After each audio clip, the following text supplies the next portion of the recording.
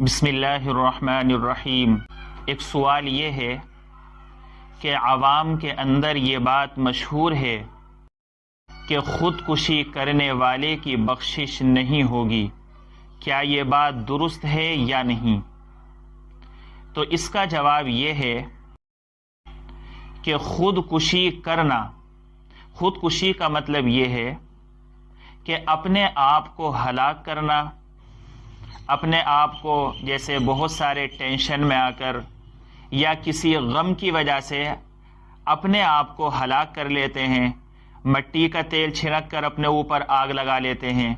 یا اسی طریقے سے زہر کھا لیتے ہیں، یا اسی طریقے سے نہر میں ڈوب کر اپنی جان دے دیتے ہیں، اور اس کے علاوہ جتنی بھی صورتیں ہیں تو اس کو خودکشی کہا جاتا ہے۔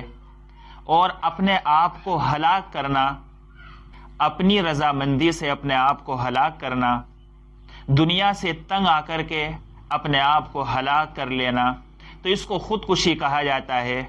تو اگر کسی شخص نے یہ عمل کر لیا تو کیا اس کی بخشش ہوگی یا نہیں؟ تو یاد رکھ لینا چاہیے کہ یہ عمل کرنا گناہ کبیرہ ہے، بہت بڑا گناہ ہے، اور احادیث میں اس کی سخت وعیدیں وارد ہوئی ہیں۔ قرآن و احادیث کے اندر اس کی ممانعت آئی ہے، اور یہ بہت بڑا گناہ ہے اور اس کی بہت بڑی سزا ہے۔ لیکن یہ بات جو عوام میں مشہور ہے کہ ایسے شخص کی بخشش نہیں ہوتی، یہ بات درست نہیں ہے، اس لیے کہ خودکشی کرنے سے آدمی دائرہ اسلام سے خارج نہیں ہوتا، اور اللہ رب العالمین نے قرآن کریم کے اندر ارشاد فرمایا، ان اللہ لا یغفر ان یشرک بہ ویغفر ما دون ذلک لمن یشاء، کہ صرف ایک گناہ ایسا ہے جس کی بخشش نہیں ہے اور وہ شرک ہے، اس کے علاوہ اللہ سارے گناہوں کو معاف کر دے گا اگر اللہ رب العالمین چاہیں گے۔ اگر اللہ رب العالمین چاہیں گے تو سارے گناہ معاف کر دیں گے، تو اسی طریقے سے اللہ رب العالمین اس گناہ کو بھی معاف کر سکتا ہے۔ اسی طریقے سے اگر کوئی شخص خودکشی کرنے والے کے لیے